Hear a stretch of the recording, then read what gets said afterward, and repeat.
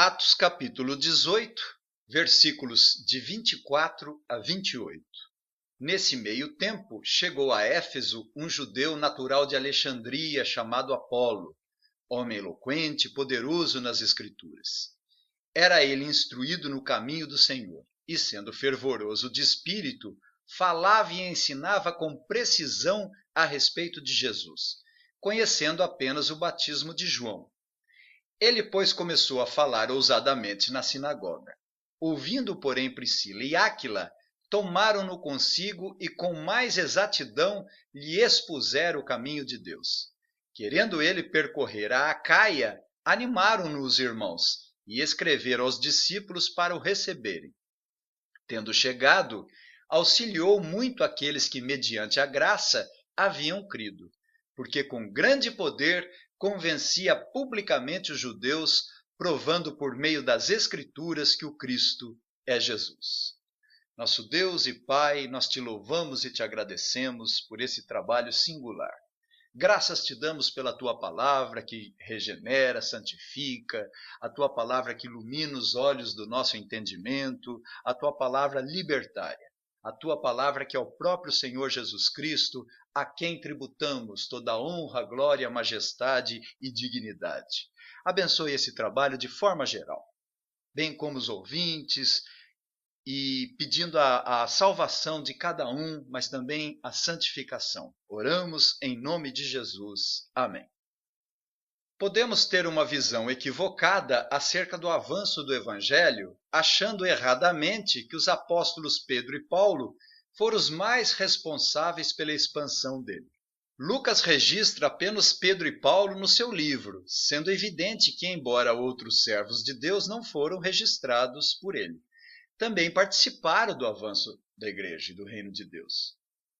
Por exemplo, é-nos dito em Atos 13:1, havia na igreja de Antioquia profetas e mestres, Barnabé, Simeão por sobrenome Níger, Lúcio de Cirene, Manaém, Colasso de Herodes, o tetrarca. Atos 8, de 5 e 6, lemos, entre mentes os que foram dispersos iam por toda parte pregando a palavra. Filipe, descendo a cidade de Samaria, anunciava-lhes a Cristo.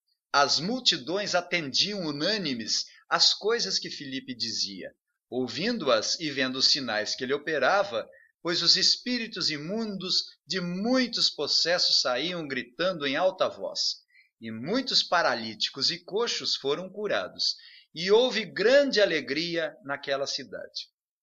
E nesse texto é-nos informado acerca de Apolo, mais um homem notável e mestre da igreja. Provavelmente Lucas quis chamar a atenção dos seus leitores para a importância dos outros homens da igreja, além de Pedro e Paulo. Então vamos considerar essa porção da palavra de Deus sobre o tema A menção de Apolo em Éfeso na terceira viagem de Paulo. Em primeiro lugar, com base nos versículos 24 e 25, nós temos a pessoa de Apolo. Em segundo lugar, a pregação de Priscila e Áquila. E em terceiro lugar, o ministério de Apolo. Nós lemos no versículo 24. Nesse meio tempo, chegou a Éfeso um judeu natural de Alexandria chamado Apolo, homem eloquente e poderoso nas Escrituras. Essa expressão nesse meio tempo pode ser o período de inverno que Paulo passou em Antioquia, ou incluindo o início da terceira viagem na região da Galácia e Frígia. O que Lucas nos ensina acerca de Apolo? Em primeiro lugar, eu chamo a atenção para as informações que Lucas nos fornece acerca das qualidades desse mestre da igreja primitiva. Nesse meio tempo, chegou a Éfeso um judeu natural de Alexandria chamado Apolo, homem eloquente e poderoso nas Escrituras.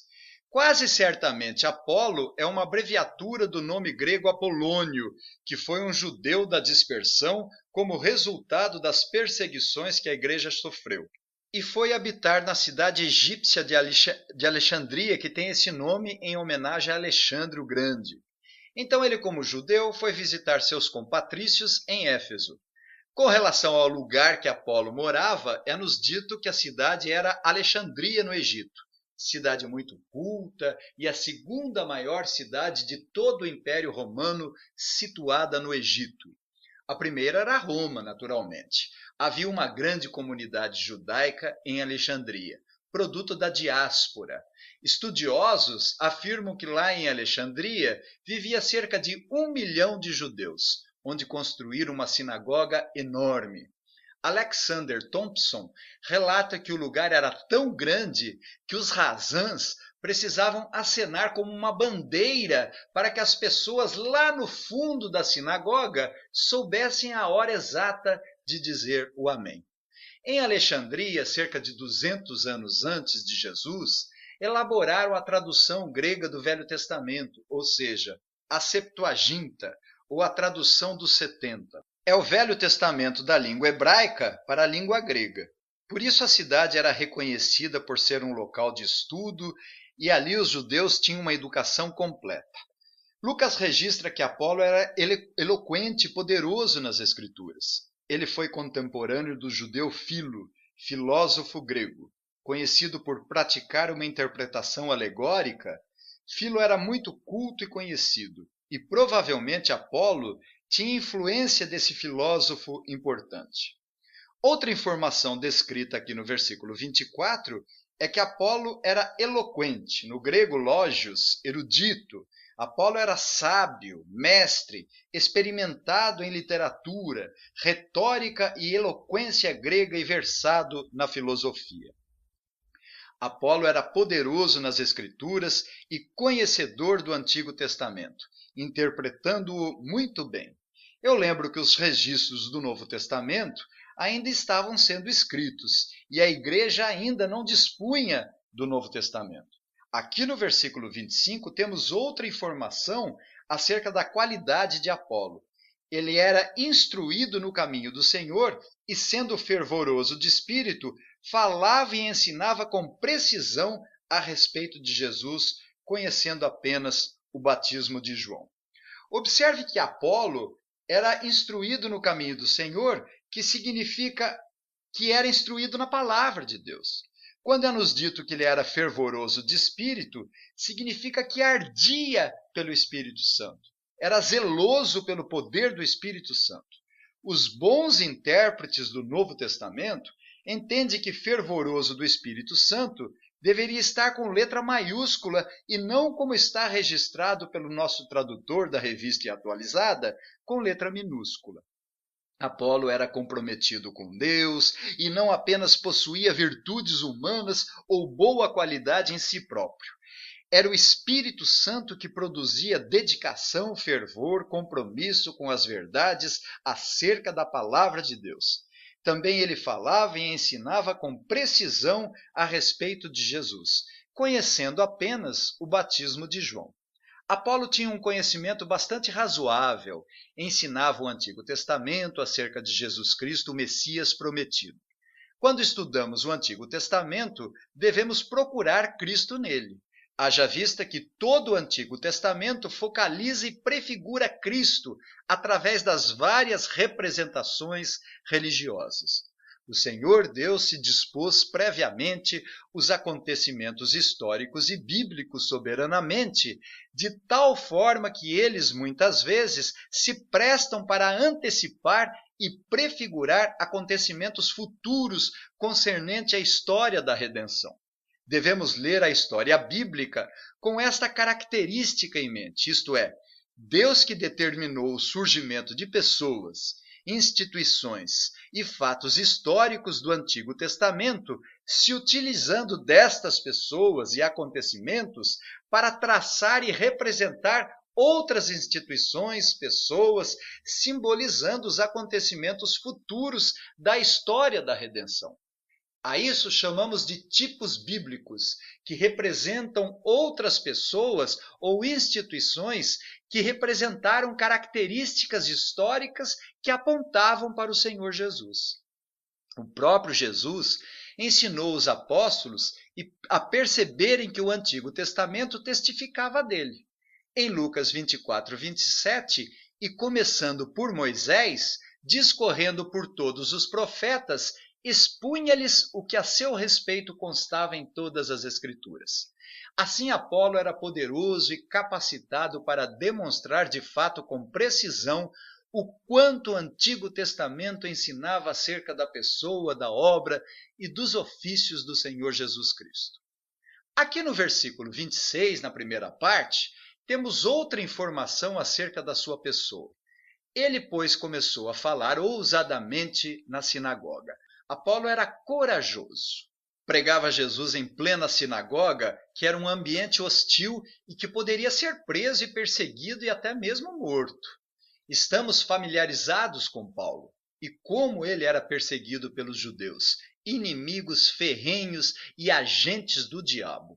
Portanto, estamos diante de um mestre cristão judeu, provindo de uma cidade culta, eloquente, inteligente, erudito e não apenas versado na cultura e na filosofia grega, mas profundamente conhecedor do Antigo Testamento, porque o expunha cheio do poder do Espírito Santo. Era humilde, pois aprendeu com uma mulher, Priscila, e seu marido Áquila. Mais ainda, além dessas qualidades, Lucas registra as deficiências de Apolo, conhecendo apenas o batismo de João. É difícil precisarmos o que ele não compreendia acerca da natureza do Senhor Jesus Cristo. Certamente ele não conhecia o batismo de Jesus, ou seja, aquele batismo mencionado por João e registrado por Mateus no capítulo 13, versículo 11. Eu vos batizo com água para arrependimento, mas aquele que vem depois de mim é mais poderoso do que eu, cujas sandálias não sou digno de levar. Ele vos batizará com o Espírito Santo e com fogo. Então é-nos dito que, ouvindo-o, porém, Priscila e Áquila, tomaram-no consigo e com mais exatidão lhe expuseram o caminho de Deus. O casal percebeu algumas deficiências na pregação de Apolo. Na língua original, akribós, com mais exatidão, é a mesma que ocorre aqui no versículo 25, com precisão. Então, da mesma forma que Apolo pregava com precisão acerca de Jesus no Velho Testamento, ele precisava aprender a pregar com mais exatidão acerca de Jesus. Difícil entender exatamente o que Lucas quis dizer com essas deficiências de Apolo, porque conhecia apenas o batismo de João e porque Priscila e Áquila precisou instruir com mais exatidão acerca do caminho da salvação. Alguns especialistas dizem que Apolo não passava de discípulo de João Batista. Existem traços comuns das notícias de Apolo e dos discípulos de Éfeso na perícope seguinte, que, se Deus quiser, vamos considerar. Dizem eles que Apolo não era convertido e simplesmente anunciava muito bem as informações que o Antigo Testamento registrava. Era um judeu que aguardava a vinda do Messias, mas não reconhecia que Jesus era o Messias, mas apenas o filho do carpinteiro. Outros intérpretes dizem que não era apenas um judeu conhecedor, mas que, sendo batizado por João, reconhecia que Jesus era de fato o Messias prometido, mas apenas não havia entendido ainda o rito, a cerimônia de iniciação do batismo cristão, que é em nome do Pai e do Filho e do Espírito Santo. Esta segunda interpretação é mais apropriada por 3 razões. A primeira razão, ele conhecia o batismo de João e ouviu dele que Jesus era o Cordeiro de Deus que tira o pecado do mundo. A segunda razão, Apolo pregava e ensinava com precisão, não a respeito de Cristo Messias prometido, mas a respeito da vida e da pessoa de Jesus, o filho do carpinteiro. Ele era fervoroso do Espírito Santo, em terceiro lugar, e tinha o batismo de João, mas tinha o Espírito Santo habitando no seu coração, muito embora ainda não conhecesse o batismo de Jesus com fogo. E no versículo 27, querendo ele percorrer a Acaia, animaram-no os irmãos e escreveram aos discípulos para o receberem. Tendo chegado, auxiliou muito aqueles que, mediante a graça, haviam crido. Acaia era uma região em que se situava a cidade de Corinto e Atenas, e provavelmente os coríntios residentes em Éfeso convidaram-no para ir à sua pátria e pediram carta de recomendação para que acolhessem Apolo muito bem. Era comum as cartas de recomendações na época, não haviam as facilidades de hoje, e-mails, telefones, etc. Paulo recomendou Febe a Roma. Paulo disse aos coríntios: temos necessidade, como alguns, de carta de recomendação para vós ou de vós? Áquila e Priscila também recomendaram Apolo, afinal de contas eram bastante conhecidos na cidade de Corinto. Paulo se hospedara na casa deles. Nós lemos nos versículos 2 e 3, lá encontrou certo judeu chamado Áquila, natural do Ponto, recentemente chegado da Itália com Priscila, sua mulher. E posto que era do mesmo ofício, passou a morar com eles e ali trabalhava, pois a profissão deles era fazer tendas. A carta de recomendação foi de bastante peso. Apolo era um crente sincero, mestre qualificado, conhecedor do Evangelho, fervoroso de espírito, agora no pleno conhecimento de nosso Senhor e Salvador, Jesus Cristo. E finalmente, na segunda parte do versículo 27 e no versículo 28, é-nos dito: tendo chegado, auxiliou muito aqueles que mediante a graça haviam crido, porque com grande poder convencia publicamente os judeus, provando por meio das Escrituras que o Cristo é Jesus. Apolo foi bem-sucedido na igreja de Corinto e com grande poder expunha as Escrituras corretamente, convencendo publicamente os judeus, provando por meio das Escrituras que o Cristo é Jesus. Aplicava o Antigo Testamento acerca de Jesus Cristo, o Messias prometido, focalizando e prefigurando Cristo apropriadamente através dos vários fatos veterotestamentários. Sabia prever os acontecimentos históricos e bíblicos com respeito ao Messias, justapondo Cristo e prefigurando-no corretamente na história da redenção, se utilizando das profecias e acontecimentos para traçar e representar os mesmos acontecimentos com respeito a Cristo nosso Senhor, e apontando as características históricas que identificavam o Senhor Jesus nas suas pregações, a ponto de convencer publicamente os judeus. Apenas para concluir, eu chamo a atenção para o conhecimento da fé. Várias vezes nós temos enfatizado a importância do conhecimento das Escrituras para que haja uma verdadeira fé. Fé e conhecimento na Bíblia são inseparáveis. Conhecer a Cristo é crer nele. Conhecer a verdade é inteligente e devotadamente aprendê-la e apropriar-se dela. Disse do Espírito que ele abre os olhos do entendimento. Dos homens, afirma-se que eles são renovados para conhecerem a verdade. Portanto, é de importância fundamental que haja na fé salvadora o conhecimento de Deus e de sua obra realizada em nós através do Senhor Jesus pelo poder do Espírito Santo. Porque, obviamente, não poderemos acreditar em alguém que não conhecemos, pelo menos na sua essência. Você pode ensinar um papagaio a dizer: eu creio em Jesus. A fé é a convicção de fatos que não se veem. Na natureza da fé genuína, deve estar contida a clara compreensão da natureza da pessoa da Trindade, bem como sua obra. Jesus abriu o entendimento dos discípulos de Emaús para compreenderem as Escrituras.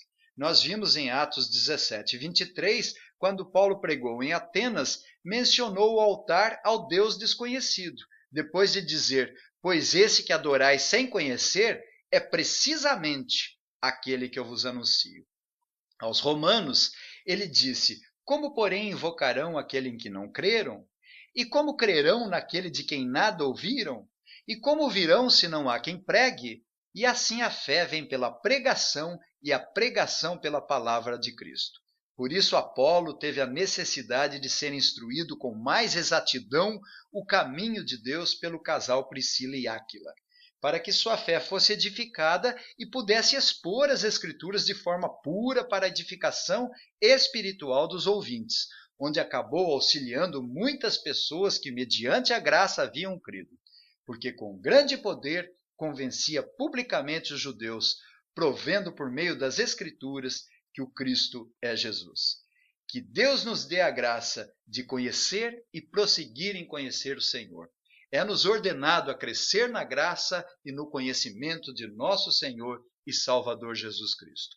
Que o Senhor nos abençoe. Amém.